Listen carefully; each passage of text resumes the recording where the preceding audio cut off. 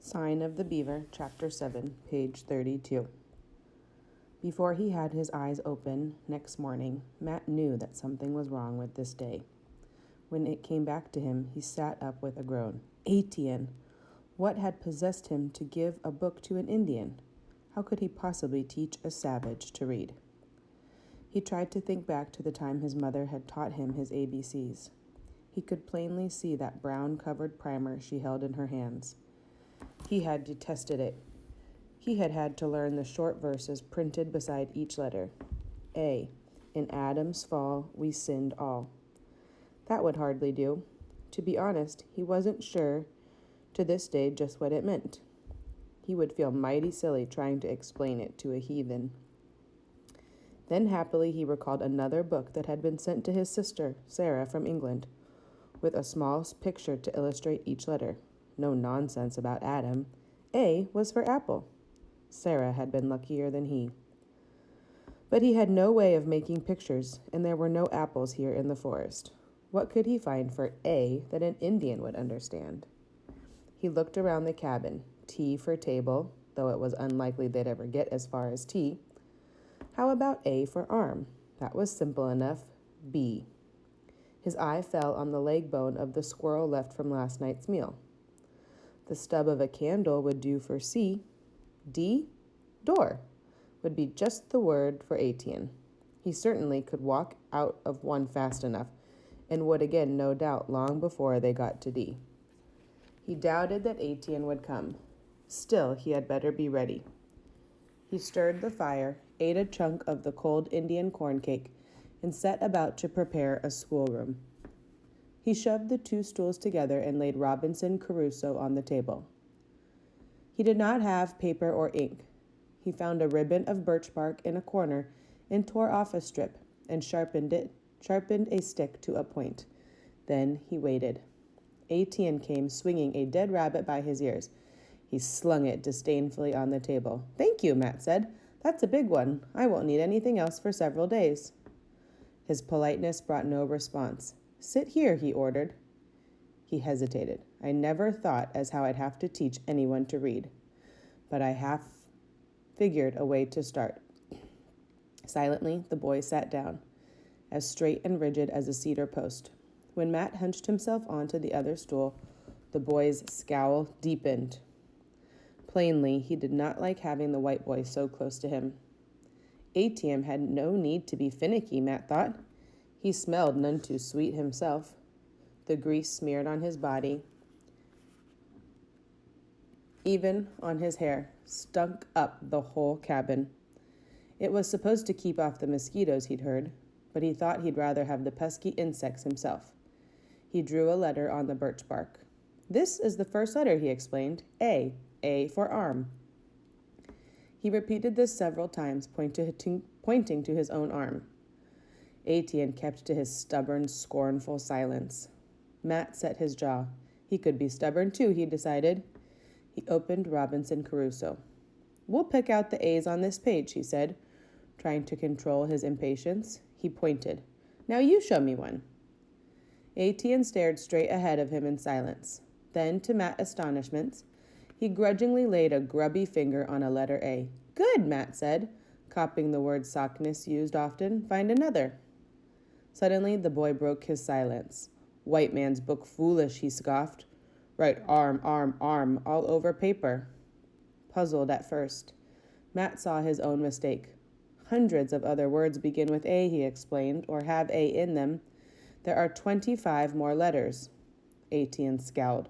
"How long?" he demanded. "What do you mean?" "How long Etienne learned signs in book." "It will take some time," Matt said. "There are a lot of long words in this book." "1 moon? 1 month? Of course not. It might take a year." With one swift jerk of his arm, Etienne knocked the book from the table. Before Matt could speak, he was out of the cabin and gone. "Reckon that's the end of the lessons," Matt said to himself. Cheerfully, he began to skin the rabbit. Chapter 8, page 36. By the next morning, he was half sorry the boy would not be coming again. He didn't know whether he was annoyed or relieved when Etienne walked through the door without a sign of greeting, and sat down at the table. Matt decided to skip B for bone. In the night, he had thought of a better way. "This book isn't a treaty," he began. "It's a story. It's about a man who gets shipwrecked on a desert island. I'll read some of it out loud to show you." He reopened Robinson Crusoe at the first page and began to read. "I was born in the year 1632 in the city of York." He stopped. He suddenly remembered how the first time he had tried to read this book, he had found the first page so dull he had come close to giving up right there. He had better skip the beginning and get on with the story if he wanted to catch Etienne's attention. "I'll read a part about the storm at sea," he said. He had read the book so many times that he knew exactly where to find the right page. Taking a deep breath, as though he were struggling in the water himself, he chose the page where Robinson Crusoe was dashed from a lifeboat and swallowed up in the sea. "Nothing can describe the confusion of thought which I felt when I sunk into the water. For though I swam very well, yet I could not deliver myself from the waves so as to draw breath. For I saw the sea come after me as high as a great hill, and as furious as an enemy." Matt looked up from the page. There was not a flicker of interest in the boy's face. Had he understood a single word? Discouraged, he laid the book down. What did a storm at sea mean to a savage who had lived all his life in the forest? "Well," he said lamely, "it gets better as you go along." Once more, Etienne took him by surprise. "White man get out of water?" he asked. "Oh, yes," Matt said, delighted. "Everyone else on the ship is drowned. He gets thrown up all alone on an island." The Indian nodded. He seemed satisfied. "Shall I read more of it?" Etienne nodded again. "Go now," he said. "Come back, Seba." The next morning there was no question for B for bone. Matt had the book open and waiting at the part he wanted to read. "This is about the morning after the storm," he explained. "Robinson Crusoe looks out and sees that part of the ship hasn't sunk yet. He swims out and manages to save some things and carry them to shore." He began to read. Once again, it was impossible to tell whether Etienne understood.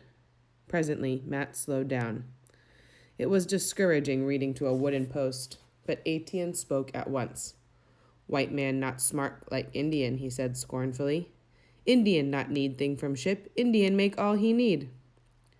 Disappointed and cross, Matt put the book down. They might as well get on with the alphabet. He drew a B on the birch bark. After Etienne had gone, Matt kept thinking about Robinson Crusoe and all the useful things he had managed to salvage from that ship.